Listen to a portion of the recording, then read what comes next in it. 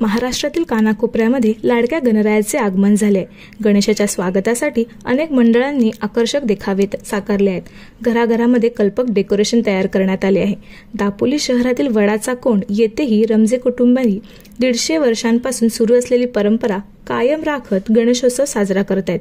दरवर्षी या कुटुंबाकडून सामाजिक प्रबोधनाचे देखावे साजरे केले जातात. यंदाही या कुटुंबाने पन्हाळेकाजी येथील प्रसिद्ध लेण्याचा देखावा साकारून पुरातन संस्कृतीचा अनोखा नजारा गणेश भक्तांना पाहण्यासाठी उपलब्ध करून दिलाय. हा देखावा पाहण्यासाठी कलाप्रेमींची रीघ लागली आहे. चला तर मग पाहूया कसा आहे हा देखावा.